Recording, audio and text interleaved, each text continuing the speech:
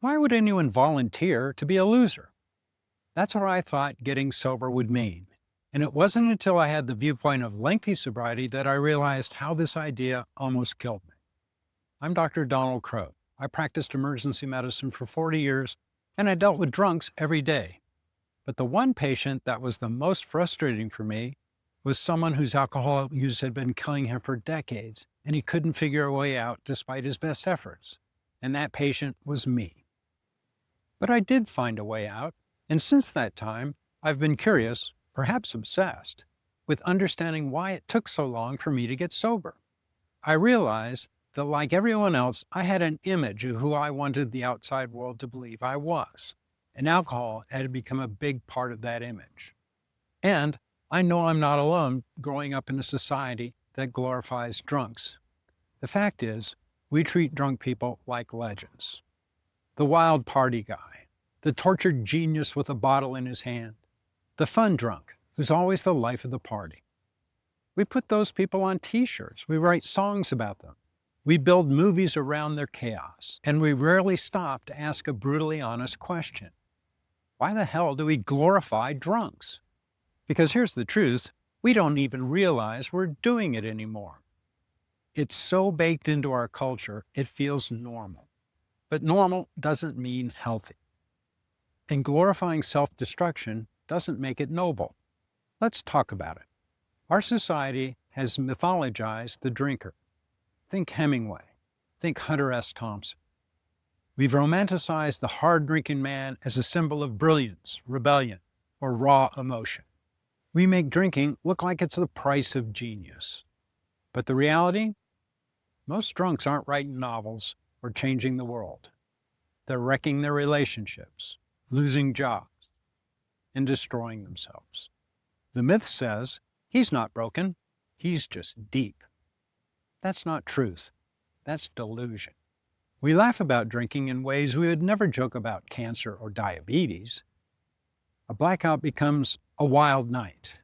A drunken disaster is just classic Jim. But here's what's not funny. The kid wondering if dad will even remember tonight. The spouse walking on eggshells. The family watching someone slowly kill themselves.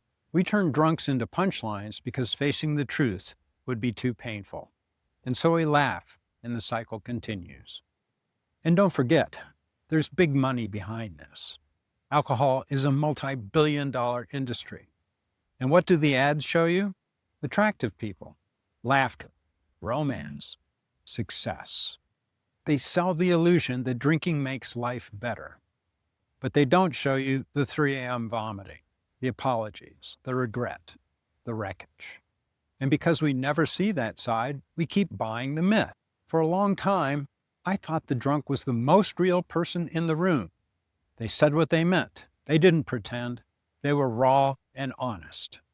But that wasn't honesty. That was disinhibition in action. That was a brain hijacked by a chemical. We glorify the drunk because we think they're free. But the real freedom, that's clarity, that's presence, that's accountability. And none of that you can have with alcohol. And here's the real kicker. We glorify drunks because we're scared of sobriety. What if life without alcohol is boring? What if our friends disappear? What if we have to sit with our real feelings? Glorifying the drunk lets us pretend that sobriety is a prison. But that's the biggest lie of all. Sobriety isn't the end of the fun. It's the end of self-deception. So yeah, our culture glorifies drunks. We make them look cool, witty, tragic, romantic. But if you've been caught in that myth, if you've told yourself that drinking makes you more fun, more lovable, more alive, ask yourself this. What if the opposite is true? What if the best version of you, the realest, most alive version, is the one that finally puts the bottle down and starts writing a new story? I'm Dr. Donald Crowe, and this is Second Act Sobriety. And this truth, hopefully, might save a life. If it hit home, subscribe, comment, and share it with someone who needs to hear it. We need to be done glorifying the drunk. Let's start glorifying the recovery. Check out these other videos, and I'll see you in the next one.